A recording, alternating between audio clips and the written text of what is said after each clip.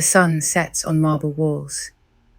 The forum grows quiet, and a woman, once the heart behind the throne, now becomes a statue in memory. Tonight, we walk with Livia not through crowded halls, but through time itself, through the echoes she left behind, in lore, in lineage, and in legend. She is no longer the girl in the garden. She is no longer the empress at dawn. She is eternal. Livia Drusilla died in 29 CE. She had outlived her husband Augustus by 15 years. She had buried her enemies, rivals, even her son. She had become the shadow behind emperors. Augustus once called her light of my life, but at his death, the Senate hesitated to honor her.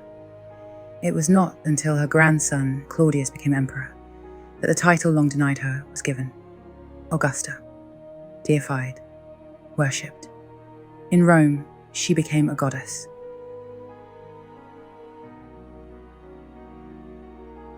Livia's legacy is not carved in conquest, but in continuity. She helped shape Rome's first imperial dynasty. Julio-Claudian blood flows through her veins.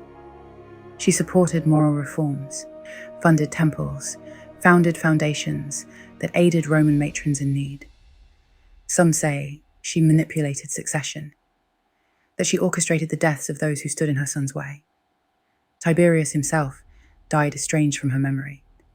But truth in Rome was always a mirror, polished by poets, cracked by politics. In time, her story faded. Male historians whispered of poison, of plots. Tacitus painted her as cold, ruthless, spectral. The empire she helped birth became the beast she was blamed for. The irony. Her power lay in restraint, her brilliance, in knowing when not to speak. And so, she vanished from textbooks, relegated to the margins of marble. But memory, like Rome, never truly dies. Today, her name is rising again. Archaeologists find her likeness on coins. Museums place her statues next to emperors. Classic students whisper of her strategy, her vision, her impossible dance through a world that gave her no throne. Yet let her crown a civilization. In some universities, scholarships bear her name. In novels and documentaries, she walks again. And in your dreams, dear listener, she does not whisper, she watches. Let the stars rise now over pillars and pines. Let the wind hush the hills. There, beneath a Roman sky, the marble glows. And Livia stands, no longer veiled, no longer silent.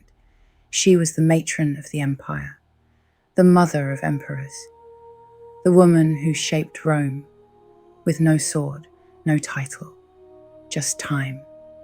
Sleep now, with her presence at your side, for in every empire built on quiet strength, she still walks